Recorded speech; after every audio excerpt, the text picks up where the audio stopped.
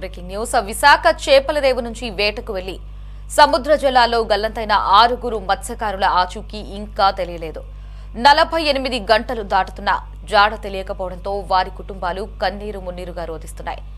ఉదయాన్నే చేపల రేవుకు చేరుకుని బోటు ఆపరేటర్ల సంఘ కార్యాలయంలో బైఠాయించారు. అక్కడే పలువురు నేతలు, అధికారులు బాధిత కుటుంబాలను పరామర్శించి గల్లంతైన వారిని సురక్షితంగా తీసుకురావడానికి చేపట్టిన చర్యలను వివరించారు. ఇక కొందరు మహిళలు చేపల రేవు ప్రధాన గేట్ వద్ద రోడ్డుపై బైఠాయించారు.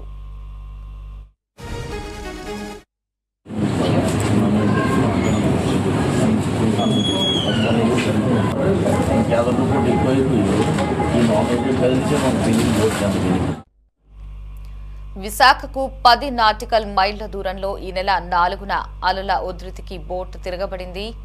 దాని డ్రైవర్, యజమాని అయిన కారి చిన్నాను వెల్తీ అనే మర్చెంట్ నౌక సిబ్బంది రక్షించారు.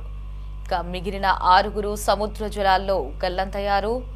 ప్రస్తుతం సముద్రంలో ప్రతికూల వాతావరణ పరిస్థితులు ఉన్న మత్స్యకారుల గాలింపు చర్యలను ముమ్మరం చేశారు.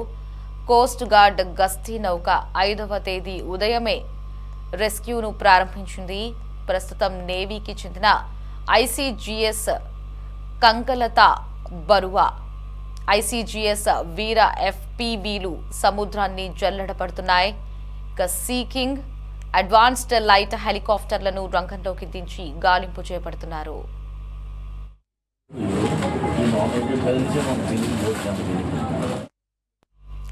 మరోవైపు కారి చిన్నాను సోమవారం రాత్రి సురక్షితంగా తీరానికి తీసుకొచ్చారు.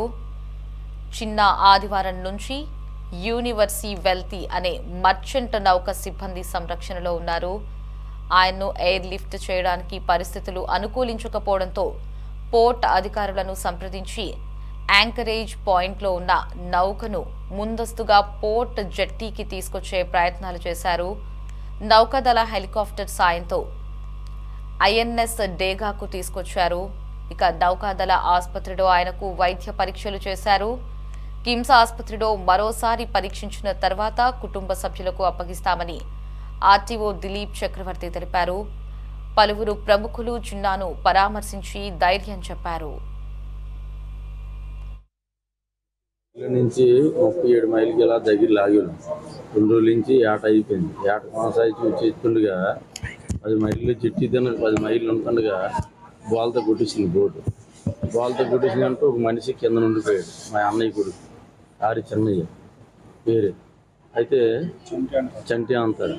అయితే ఆ పడిపోయిన వెంటనే మా అన్నయ్యని గుండెలు బాదుకుని ఏడుస్తాను, బాబు నా కొడుకు కనిపించట్లేదు కనిపించడం ఏడుతుంటే ఈలోపు బోటు మీద మేము ఉన్నాం. బొడికి మీద 2 గంటలకు 4 అయిపోయింది.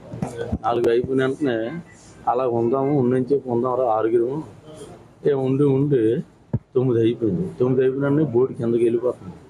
బోటు కిందకి వెళ్ళిపోయిందంటే బోటు ఎప్పుడైతే కిందకి వెళ్ళిపోతుందో అయితే 6 కలిసే ఉందాంరా నైట్ వరకే మన చూస్తే ఇటు లేదు, ఇంకా మరి ఇటుకేసి ఇడిపోయామంటే ఎక్కడొక్కడ చనిపోతున్నారా అని చెప్పి 6 కలిసే ఉన్నాం.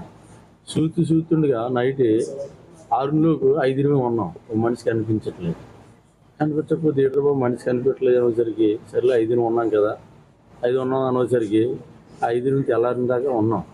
ఉండి మా అన్నయ్య గారు అన్నాడు, చిప్పు కనిపిస్తుంది అన్నయ్య, చిప్పు కాడికి వెళ్దాము అనేసి అంటే నా ప్యానం అయితే అక్కడికి అయిపోయింది తమ్ముడు, నేను రాను, ఎందుకంటే ఇదంతా తెప్పు ఉంటే తెప్పు దొరుకుతాను, మీరు వెళ్ళంటే చిప్పు కాడికి అని చెప్పి అన్నాడు. అయితే సరే ఏమని అలాగే అంటున్నావు, నువ్వు 4 కాలాలు చెప్పినాడు, నన్ను ధైర్యం కూలిపోతున్నానయ్యా, నా మాట ఏనని అంతే రాను అని అన్నా, నువ్వు బతుకు అనేసి అన్నాడు. ఆ మాట అనగలి ఆ చిప్పు కాడికి 4 ఈదికి వెళ్తాను. ఈదికి వెళ్తుండగా నాతో పాటు 4 వెళ్తున్నాము. వెళ్తుండగా నన్ను ఏడ్ చేశానంటే మరి నువ్వు వచ్చేస్తాం రా, నువ్వు పద అనేసి నాకు జాగా అవ్వట్లేదు. నన్ను పోర్సులు పెట్టుకున్నాం. 4 2 పోర్సులు పట్టుకున్నాం. అయిపోతే సరేలే మీ 3 రండి, నేను ఎలా వెళ్తుంటాను చిప్పుని పట్టుకుంటాను తాడు, అది యాంకర్ పట్టుకుంటాను చెప్పి యాంకర్ పట్టుకున్నాను. వాళ్ళకి నాకు 15 కిలోమీటర్లు అంత ఉంటుంది. ఆ 15 కిలోమీటర్లు చిప్పి యాంకర్ పట్టుకున్నాను. యాంకర్ పట్టుకెళ్ళి ఇలా దులపొచ్చేసి కిందన పడిపోయాను. బాబు చచ్చిపోని చెప్పేసి కింద పడుకుని పక్కట్టుకుని వెళ్ళిపోతున్నాను. వాడు పక్కట్టుకుని వెళ్ళిపోతుంటుండగా బాబు నన్ను కాపాడండి బాయ్ కాపాడండి అంటే చూసి నైఫ్ జాకెట్ ఇసిరాలి, చిప్పాలి. నైఫ్ జాకెట్ ఇసిరి నన్ను లాక్కున్నాను. నాకున్న కింద జాలి దించేసి నాకున్నాను.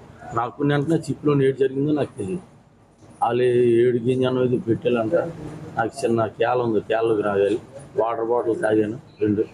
అప్పుడు నాన్నకు తీసుకెళ్ళిపోయి శుభ్రంగా అన్ని చూసాలి, అన్ని చేసి ఈరోజు వచ్చింది.